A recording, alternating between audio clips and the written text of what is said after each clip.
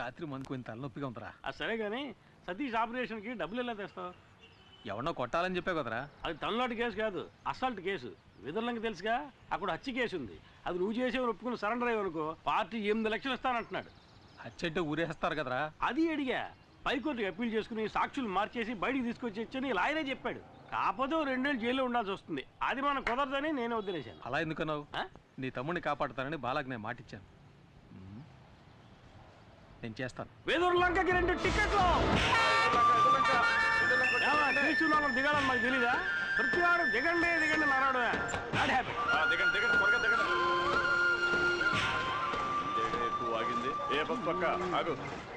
ఏంటి కొనాను? ఏది చూపించు. నువ్వు బస్సు చూపించు. ఇదేనా బస్సు? అయితే ఇదిగో టికెట్. ఇది పాత టికెట్ అయ్యా. బస్సు మాత్రం కొత్తదా?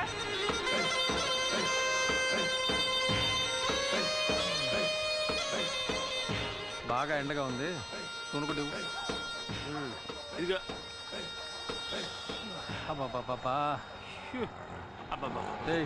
నేనేం చేస్తే అదే నువ్వు చేయాలా? పోనీ నేను చేసేది నువ్వు చేయి.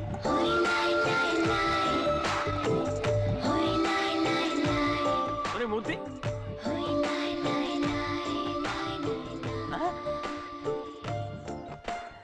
వదిన సూపర్గా ఉంది కదా. నీకు అన్నయ్యలు ఎవరన్నా ఉన్నారా? నాకు నువ్వే అన్నయ్యవి. పర్ఫెక్ట్ గా చెప్పాను కదా. మోసుకుంటా.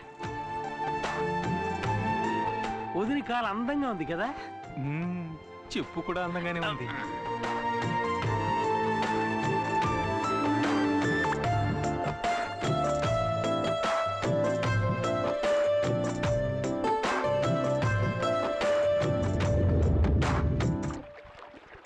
ఏంటంజలి, మీ దివాణం బోటి వాళ్ళు రాలేదా? అంజలి మూర్తి. అంజలి మూర్తి. నీకేంటమ్మా ఎదుర్లంక దివాణంలో రాణిలా బతుకుతున్నావు. నువ్వు తలుచుకుంటే కొత్త బోటే కొనేయచ్చు. నేను రాణిని కాను, జమీందారు గారికి బంధువుని కాను. నేను ఆ దివాణంలో లెక్కలు చూసే సాధారణమైన అకౌంటెంట్ని. మా నాన్నగారు చేసిన పనిని ఆయన పోయాక నేను చేస్తున్నాను. ఏంటమ్మా అలా అంటావు? ఈశ్వరప్రసాద్ గారు జైలుకి వెళ్ళాక వాళ్ళ అమ్మగారిని అబ్బాయిని నువ్వేగా బాధ్యతగా చూసుకుంటున్నావు. అది నా బాధ్యత. అనాథలమైన మాకు వారే ఆశ్రయం ఇచ్చారు. అది ఎంతకాలం? నీకు పెళ్ళయ్యి అత్తారింటికి వెళ్లే వరకేగా. అంటే వదిలికి ఇంకా పెళ్లి కాలే. సిగ్గా. ఈశ్వరప్రసాద్ గారు జైలు నుంచి రాగానే అంజలికి పెళ్లి అవుతుందో లేదో తెలియదు కానీ ఖచ్చితంగా ఇక్కడ హత్య జరుగుతుంది. అప్పుడే గాల్లో రక్తపాసన వస్తుంది. అది నేను నీ పెళ్ళం దుడ్డు కర్రతో నేను ఎత్తిన బాధింది కదా, ఆ రక్తపు మరకల వాసన.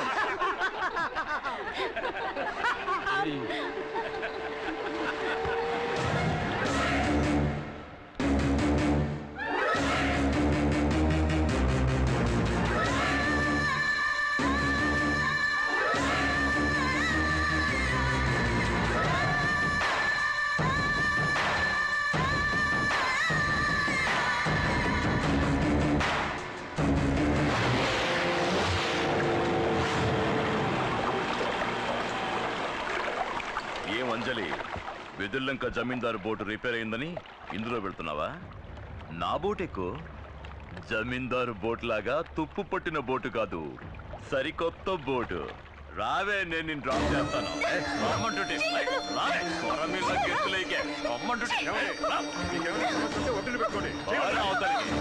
అతను చెప్పొచ్చా?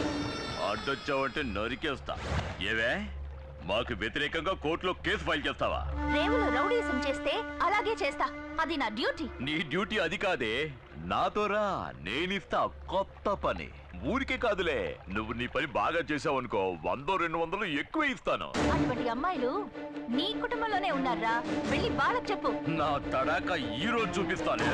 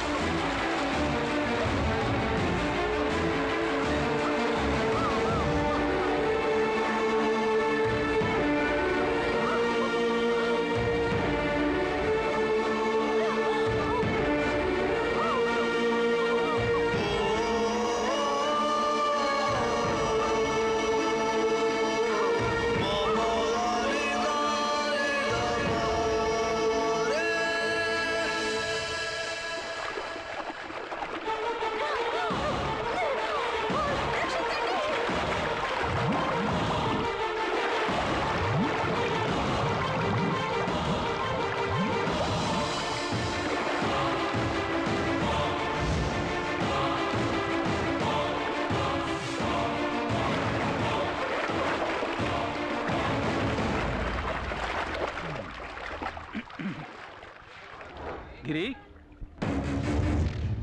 గిరి గిరి హాయ్, ఆటోలో వచ్చేంటి? నేను ఒకటి కాపాడదాన్ని పట్టుకున్నాను. ఆడ పెద్ద స్విమ్మింగ్ ఛాంపియన్ నన్ను లాక్కుంటే అవతల రోడ్డుకి వెళ్ళిపోయాడు. నేను అక్కడి నుంచి ఆటో వేసుకొచ్చాను. నాకు తెలుసురా నువ్వు మునిగిపోవని. నా మీద నీకు అంత నమ్మకం?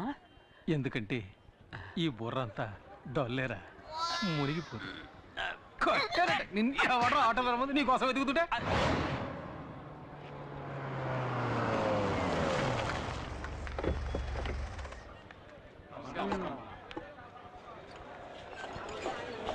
అమ్మా మాకు చాలా భయంగా ఉందమ్మా. ఏం భయపడకండి, నేను చూసుకుంటాను.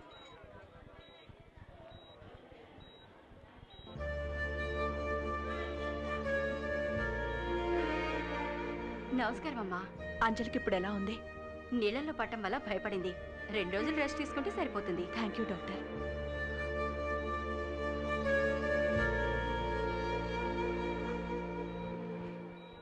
అమ్మా, అంజలిని కాపాడింది ఎవరో ఎవరికి తెలియదమ్మా. హాస్పిటల్కి అంజలిని హడావుడిగా తీసుకురావడం వల్ల అతన్ని ఎవరు సరిగా గమనించలేదమ్మా. అతను ఖచ్చితంగా కూలి పని చేయడానికే వచ్చుంటాడమ్మా. వాడు ఒంటరిగా అంజలిని మాత్రమే కాకుండా ఇంతమంది ప్రాణాల్ని కాపాడాడు. ఎవరి నుంచి ఏమీ ఆశించను కూడా లేదు. ఆ వేణు, అమ్మా. అతనెవరో తెలుసుకుని నన్ను కలవమని చెప్పు. అలాగేనమ్మా. ఆ. అమ్మా, ఆ తిరువురు వాళ్ళని ఇలాగే వదిలేస్తే మంచిది కాదమ్మా. అమ్మా, మీరు మా అందరినీ ఓపిక పట్టమని చెప్పిన ఒకే కారణంగా మేము ఊరుకున్నామమ్మా. ఏది ఏమైనా మేము పోలీసులకి కంప్లైంట్ ఇచ్చామమ్మా. వాళ్ళు రుద్రపతిని అరెస్ట్ చేశారమ్మా.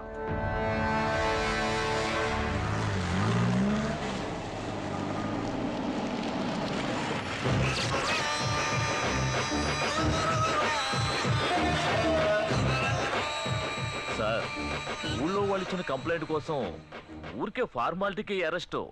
ఊళ్ళో వాళ్ళకి అది పోలీస్ స్టేషన్, సార్కి అది బారు. డబ్బులు తీసుకుంటున్నందుకు విశ్వాసంగానే ఉన్నావు. సార్, ఆ కంప్లైంట్ ఎఫ్ఐఆర్ కాపీ.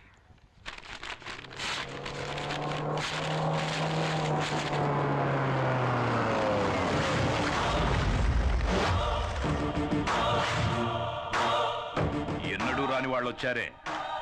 అచ్చోసి ఊరి మీద వదిలేసావే నీ తమ్ముడు రుద్రపతి. వాడి కాళ్ళు ఈ ఇన్స్పెక్టర్ గారు ఎలా పట్టుకుంటాడో చూసి పోదామని వచ్చాను. జమీందారుని ఈయనేం చేస్తాడో. జైల్లో ఉన్నాడే నీ కొడుకు ఈశ్వర ప్రసాద్, వెళ్ళి వాణ్ణడుగు.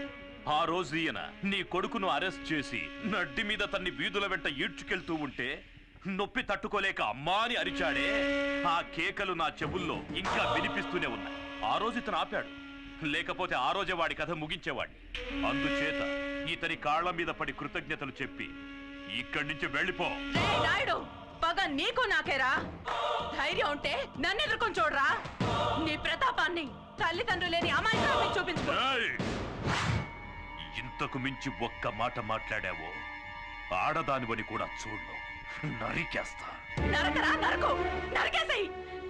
నీకు గుర్తుందా, ఇదే చేత్తో నీకెన్నిసార్లు అన్నం పెట్టుంటాను. అందుకు కృతజ్ఞతగా నన్ను నరికేరా, నరికేయ్.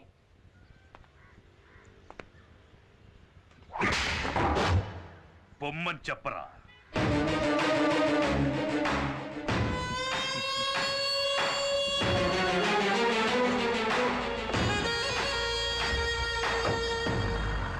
ఇదే లాయర్ గారి ఇల్లు.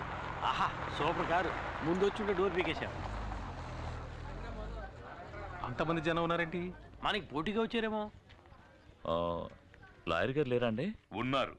గుంపుగా వస్తే బావకు భయం. సార్ని అడిగానని చెప్పండి, వస్తాను. వెళ్ళరా. Excuse me sir. ఎవర్రా మీరు? లాయర్ గారు ఉన్నారండి. నీ పేరు చెప్పరా. గిరి అని చెప్పండి, ఎవ్వరికి తెలీదు. స్పేర్ పార్ట్స్ గిరి అని చెప్పండి, అందరికీ తెలుస్తుంది. ఎవరు? ఇంకెవరు? నేనే బావ రుద్రని. నువ్వేంటి ఇక్కడ దాక్కున్నావు? నేను దాక్కోలేదు బావా, ఓ కేసు విషయంలో సెక్షన్ వెతుక్కుంటున్నాను, అందుకే బయటికి రాలేదు. సరేరా. ఇదో హత్య కేసు, ఒప్పుకోవడానికి సిద్ధమేగా? అది కాదు, కేసు గురించి కొంచెం వివరంగా చెప్పారంటే. వివరంగా చెప్తాను. ఇక్కడ విదుర్లంక జమీందారులని బిచ్చగాడ వంశం ఉందయ్యా. అక్కడ ఈశ్వర ప్రసాద్ అనే అతను ఒక్క దెబ్బతో ఇతను లేపేశాడు. అదే మావాడైతే నలుగురు లేపేసేవాడు, 6గురిని. ఓకే కదా? హత్య చేయబడ్డ వాళ్ళలో ఒకడు డ్రైవరు, ఇంకొకడు వీళ్ళ నాన్న మా మామగారు. అంటే మొత్తం 3. వీళ్ళ నాన్ననయ్య మా మామగారు. సరే అయితే ఇద్దరు. సెషన్స్ కోర్టు ఈశ్వర ప్రసాద్ కి ఉరిశిక్ష విధించింది. కానీ హైకోర్టు దాన్ని యావజ్జీవ శిక్షగా మార్చింది. ఇప్పుడు ఈశ్వర ప్రసాద్ పేరోల్లో బయటికి రాబోతున్నాడు. రాగానే అతన్ని వీళ్ళిద్దరూ హత్య చేయబోతున్నాడు. అయితే హత్య ఇంకా జరగలేదా? కానీ జరుగుతుంది, ఖచ్చితంగా జరుగుతుంది. వాడిని ఇదే చేత్తో కత్తికో కండగా నరికి సముద్రంలో కలిపేస్తాను. కానీ ఆ నీచుణ్ణి చంపి జైలుకెళ్ళి చిప్పకూడు తినడం నాకిష్టం లేదు. సార్ ఏంటి సార్ ఏ కాలంలో ఉన్నారు? ఇప్పుడంతా జైల్లో చెప్పకూడదు లేదు సార్. మంగళవారం గుడ్డు, ఆదివారం మటన్, చికెన్ 3 పూట్ల ఓ పట్టు పట్టచ్చు. ఎరా చూసారా ఎంత అప్డేట్ గా ఉన్నాడో? ఇలా చూడు, మరి ఈశ్వర ప్రసాద్ చంపింది నేనేనని ఒప్పుకోవడానికి సిద్ధంగా ఉన్నావా? సిద్ధంగా ఉన్నాను సార్, కానీ పోలీసులకు సరెండర్ అవడానికి ముందు 5 లక్షలు నా చేతికి ఇచ్చేయండి సార్.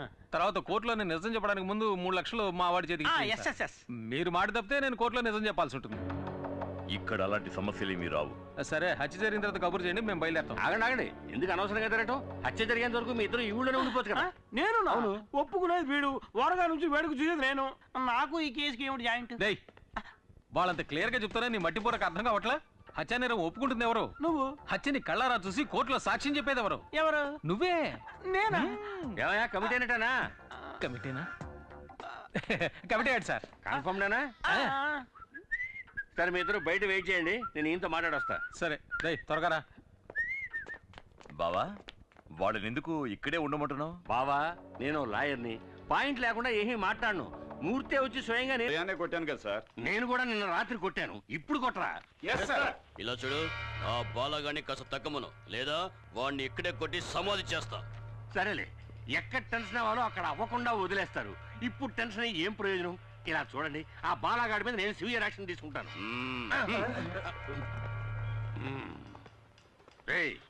ఒక జైలర్ తో ఏదో టైలర్ తో మాట్లాడినట్టు మాట్లాడి వెళ్ళిపోతున్నాడు వీడు. అవును, ఎప్పుడు వచ్చాడు వీడు? నిన్నే వచ్చాడు సార్. నిన్న వచ్చిన కుయ్యాగాడు బాలానే కొట్టాడు. నెక్స్ట్ మిమ్మల్నే కొడతాడు సార్. వీణ్ణి ఏమీ చేయలేదు సార్. ఒప్పుకుంటాను. వీణ్ణి గంజి పెట్టి వృత్తి కారేయడానికి ఒక పవర్ఫుల్ ఆఫీసర్ వచ్చి తీరుతాడు.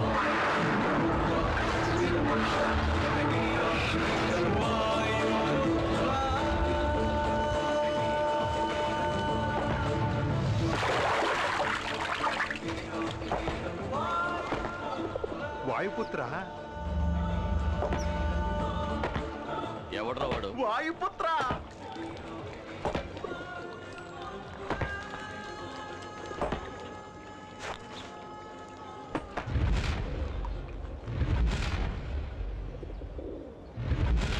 కాకి చొక్కా వేసుకుని దండించడానికి వచ్చాడ్రా. తమ్ముడు, కాకి చొక్కా వేసుకోగానే సరికాదు, గుండెలో కలేజా ఉండాలి, లేదా బాక్స్ బద్దలవుద్ది. మన మినిస్టర్ ఎవరో తెలుసా?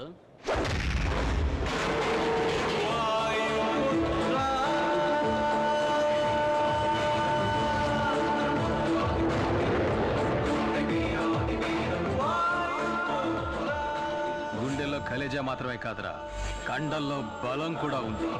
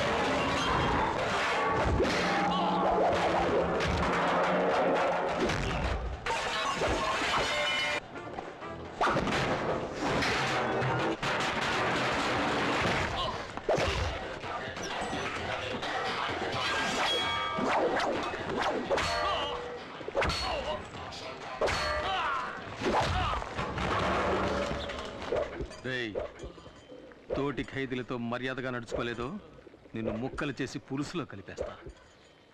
నీకు ఇంకో విషయం తెలుసా? నేను ఆఫీసర్ని కాదు, ఖైదీని. నంబర్ 2, 3, 8 ప్రేమతో వాయుపుత్ర.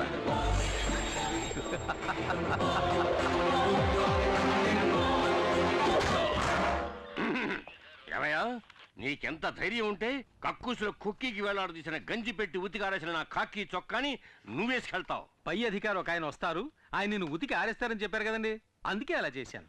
ఇలా చూడు, తప్పు చేసిన వాడికి శిక్ష విధించాల్సిందే. అందుకే జైల్లో నువ్వు తప్ప వేరే మగాడే లేడు. థ్యాంక్స్. కనుక నువ్వు ఉతుకు, చక్కగా ఉతుకు. ఉతకమంటారండి? బాగా ఉతుకు.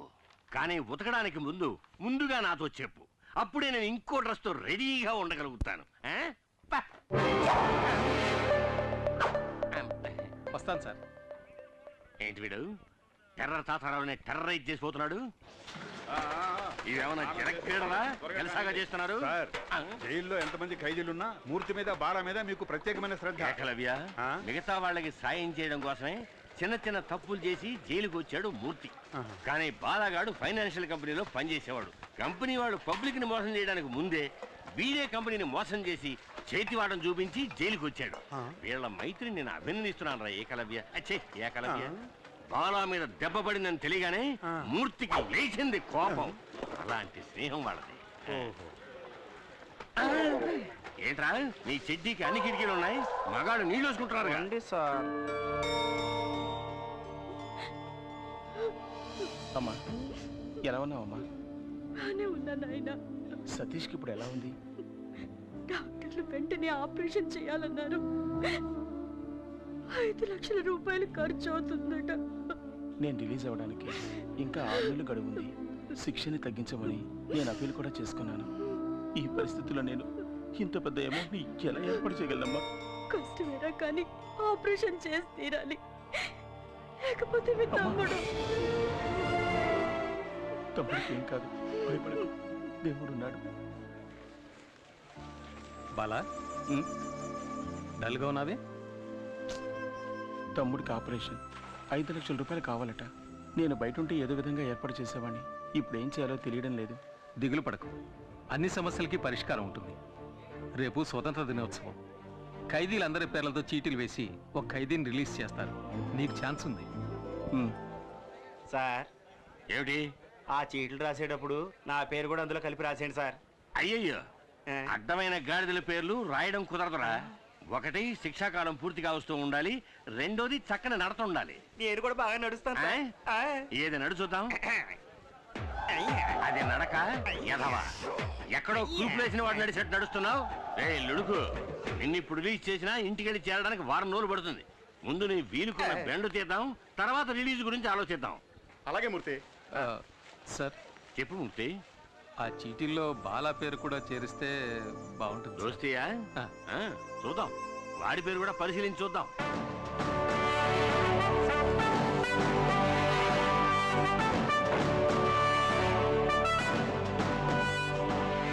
అందరికీ నమస్కారం. స్వాతంత్ర దినోత్సవ సందర్భంగా ఈ సంవత్సరపు అదృష్టవంతులు ఎవరో చూద్దాం.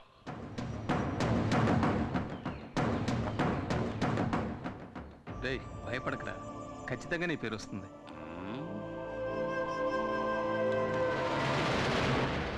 మూర్తి అదృష్టవంతుడు.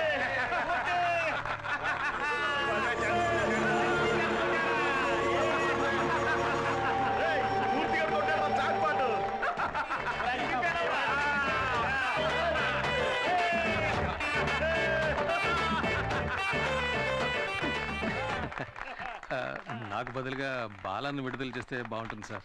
ఇలా చూడు, ఇక నుంచి ఇతనికి బదులుగా ఇతను యాక్ట్ చేస్తాడు అని చెప్పడానికి ఇదేమన్నా టీవీ సీరియలా? సీరియస్ గా చెప్తున్నాను. ఇప్పుడు నువ్వు వెళ్ళకపోతే నీకు బదులుగా ఇంకొకరిని మేము పంపించాం. ఎలాగూ పైకెక్కేశావు, అలాగే మంత్రి గారి గురించి 4 మాటలు పొగుడుతూ మాట్లాడి దూరంగా వెళ్ళు. Ladies and gentlemen. ఇక్కడ లేడీస్ ఎక్కడ ఉన్నారు? సరే జెంటిల్మెన్, జైలు ఈయనకేం కొత్త కాదు. ఎన్నో సార్లు ఎన్నో నీచమైన పనులు చేసి ఈయన ఇక్కడికి వచ్చారు. ఈసారి పర్మనెంట్ గా ఇక్కడికి వచ్చేస్తారా? అంత గొప్ప పెద్ద మనిషి.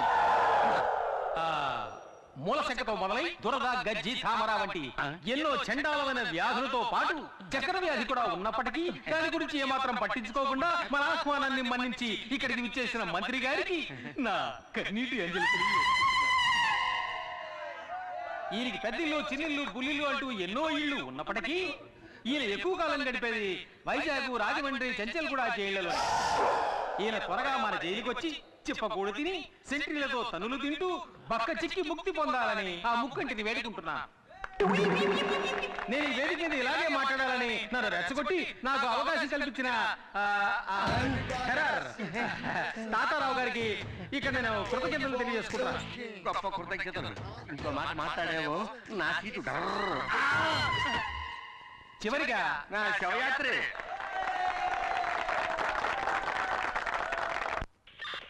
సార్ నమస్కారం సార్. రావయ్యా, ఇదే నేను నీకు ఇచ్చే గిఫ్ట్. ఇదేమిటి సార్, వాచ్లో ఉంది కానీ ముళ్ళు కనపట్టలేదు? ఏదైనా తిరిగి చూస్తేనే కదా తెలిసేది. ప్రియమైన వాయుపుత్రకి థ్యాంక్ యూ సార్. పెట్టుకో. పట్టుకోమనలేదయ్యా, పెట్టుకోమన్నాను. Sorry sir. ఇలా చూడు మూర్తి, టైం చూపించే గడియారంలా దేవుడు నీకు మంచి టైం ఇచ్చాడయ్యా. నువ్వు నా పక్కనుంటే ఈయనకంత బలమే అనుకో. అయినా యాజ్ ఏ వెల్ విషర్ నువ్వు ఎక్కడున్నా చల్లగా ఉండాలి. నేను ఏదైనా తప్పు చేస్తుంటే క్షమించండి సార్. నా తాతలాంటి. సరే సార్, నేను వెళ్ళొస్తాను. అందరికీ చెప్పి వెళ్తాను సార్. వెళ్ళరా. బయటికి వెళ్ళి చల్లగా ఉండు బాబు. మీరు కూడా బాగుండాలి. వెళ్ళొస్తాను. వస్తాను రా. మమ్మల్ని మర్చిపోగా. గుర్తు పెట్టుకోవాలా? పెట్టుకుంటే పోయే. అర్థమైందిలే. నువ్వు బయటికి రాలేకపోతున్నానని బాధే కదా. ఇలా చూడు, నీకోసం నేను ఏమైనా చేస్తాను రా. ఇక్కడి నుంచి నేను తినగా ఎక్కడికి వెళ్తానో తెలుసా? నీ తమ్ముడిని చూడడానికి. నువ్వు నీ తమ్ముడికి ఏం చేస్తావో అవన్నీ నేను చేస్తాను. నీ మీద ఉంటు.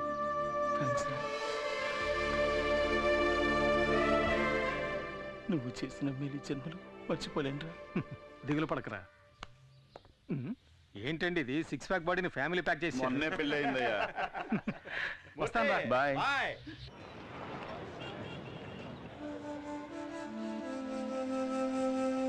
ప్రాబ్లం ఏంటో తెలియట్లేదే. నా ప్రాబ్లం కళ్ళ కాదనియా, బ్రెయిన్కి.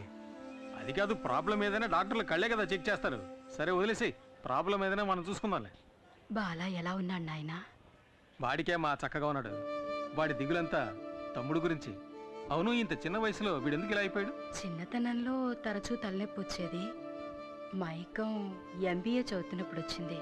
ఓ, అయ్యగారు ఎంబీఏ చదువుకున్నారా? అందుకే ఎక్కువగా చదవకూడదని చెప్పేది. నన్ను చూడండి, అందంగా 5. సరే, నువ్వేం దిగులు పడకు. నీ ఆపరేషన్కి ఎంత ఖర్చు అయినా అది నేను చూసుకుంటాను. సార్, ఈ బిల్లుకి ఆల్రెడీ డబ్బులు కట్టేశారు. ఎవరు కట్టారు? ఆ అమ్మాయే. ఏ అమ్మాయి? అదే సార్, సతీష్తో పాటు ఎప్పుడు ఉంటుంది ఆ అమ్మాయే. ఏమండి, 60 ఏళ్ళ ఆవిడ మీకు అమ్మాయిలా ఉందా? మీరు తప్పుగా అర్థం చేసుకుంటున్నారు. నేను చెప్పేది వాళ్ళ అమ్మగారిని కాదు. మరెవరు? అది సార్, అటు చూడండి, ఆ అమ్మాయి సార్. ఎవరు అమ్మాయి? హాయ్. హాయ్ అత్తయ్య, నేను అన్ని మందులు తీసుకొచ్చేసాను. అయిపోయిన వెంటనే చెప్పండి. మా వల్ల నీకెందుకమ్మా లేనిపోని ఇబ్బంది? ఏ ఇబ్బంది లేదత్తయ్య. ఇక్కడ కాదు కానీ పెళ్ళయ్య కానీ పడబోయేది అతి పెద్ద కష్టం. అత్తయ్య, ఇది డ్యూటీ నర్స్కి ఇచ్చేయండి. సరే, నేను ఇచ్చొస్తా.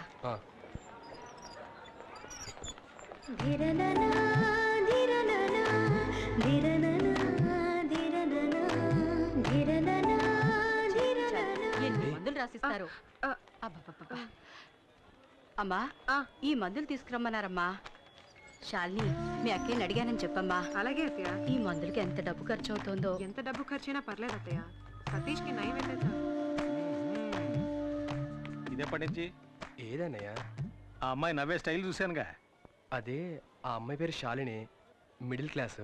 ఏదో చిన్న ఉద్యోగం చేస్తుంది. వచ్చిందంటూ నాకు సహాయం చేస్తుంది. నేను ఎంతవరకు ప్రాణాలతో ఉంటానో నాకే తెలీదు. నన్ను వదిలేమని ఎన్నిసార్లు అన్నా తను వెళ్ళలేదన్నా. Anyway, best of luck. Thanks. డబ్బుతో తిరిగి వస్తాను. అన్నా, ఏనా ఆపరేషన్కి డబ్బు తీసుకొస్తానని నువ్వు అన్నది నాకు సత్య చెప్పడానికేగా? నీ గురించి నువ్వేం దిగులు పడకు. నా మాటలు అక్షర సత్యాలు. టాక్సీ టాక్సీ బాబు, పోలీసులు చూస్తే ఓవర్ స్పీడ్ అని ఫైన్ వేసేస్తాడు. చేసే ఫ్రీ సర్వీస్ కి ఇంత బిళ్ళపా, మూసుకొని రావయ్యా. Very good. మనసులో ఏమి దాచుకోకుండా తుప్పుకు నువ్వు చూసావా? నువ్వు నాకు నచ్చావు. ఇదిగో నువ్వు అడిగిన డోర్. ఏంటయ్యా అంబాసిడర్ డోర్ అడిగితే మారుతి డోర్ తెచ్చావు. నీకేంటి దిగడానికి డోర్ కావాలి ఏదైతే. ఇంకో విషయం, కొత్తగా ఒక స్టీరింగ్ వచ్చిందట, బిగిస్తే బ్రహ్మాండం మైలేజ్ అట. కావాలంటే కబురు చేయిస్తా. వేరే ఇవ్వక్కర్లేదు, తీసుకో. నువ్వు పట్టు. హాయ్ మూర్తి. ఎలా ఉన్నావు? అబ్బా సేమ్ పవర్. ఎప్పుడు రిలీజ్ అయ్యా? ఇవాళే. ఏంటి కొత్త బిజినెస్ మొదలెట్టావా? Technical dealing. ఇక్కడి డోర్ అక్కడికి వెళ్ళి అమ్మేస్తాను, అక్కడి డోర్ ఇక్కడ తీసుకొచ్చి అమ్మేస్తాను. టోటల్ గా నేను ఒక ఆటోమొబైల్ షాప్. సరే గానీ చాలా రోజుల తర్వాత రిలీజ్ అయ్యావు కదా, పార్టీ గిట్టే ఏం లేదా? తాగితే మర్చిపోగలను కానీ మరువనివ్వదు, మర్చిపోతే తాగగలను మరువనివ్వరు. కానీ నీ ఆఫర్ని కాదని లేకపోతున్నాను రా. హలో, నేనెవరు మర్చిపోమన్నారే? నేనున్నాను. టైట్ గా కుమ్మి